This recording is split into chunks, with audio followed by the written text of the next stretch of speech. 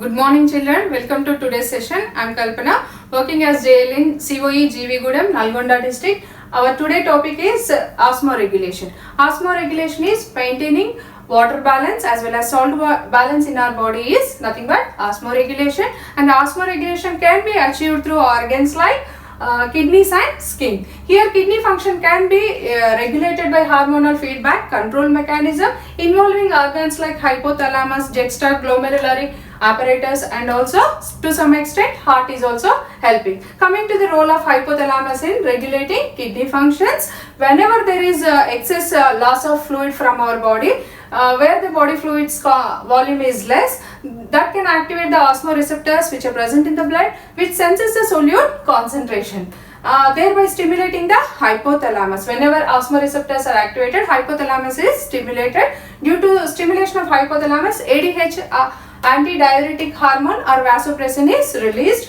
Under the action of vasopressin, lots of water is reabsorbed in distal convoluted tubule as well as collecting duct. Thus by preventing diuresis. Due to increased reabsorption of water in these two regions, there is increase in the body fluid concentration which switch off the osmoreceptors and also the release of antidiuretic hormone. Here thereby it is known as negative feedback mechanism. Here one more factor is also affecting ADH effect. That means antidiuretic hormone is having constrictor effect. That means it is going to constrict the walls of the blood vessels, thereby decreasing the blood pressure inside the vessels, thereby increasing the glomerular filtration rate.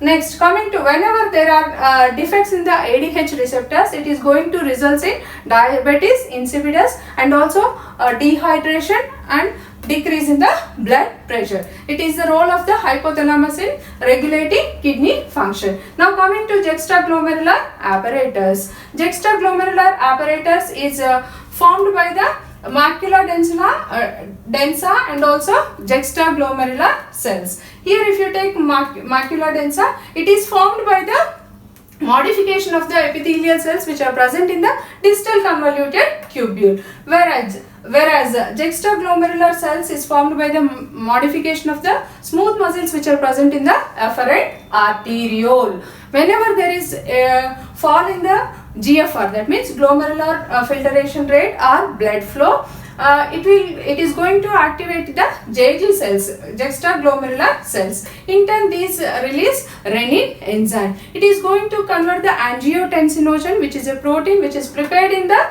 liver, into angiotensin 1. Tensin 1 is going to convert into angiotensin 2 under the action of angiotensin converting enzyme which is present abundantly in the lungs. The formed angiotensin 2 is going to stimulate adrenal cortex.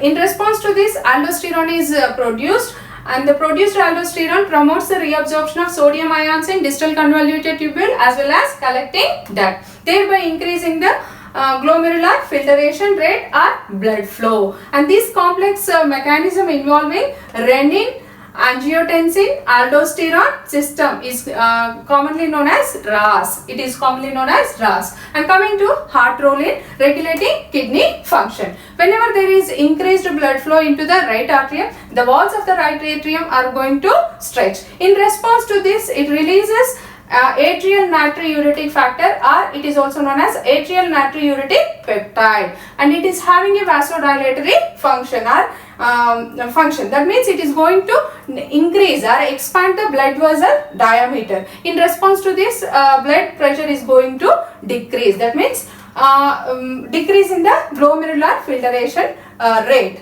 It is acting like a counter check on RAS. Children, question for today's topic is why angiotensin 2 is formed in lungs. Thank you children.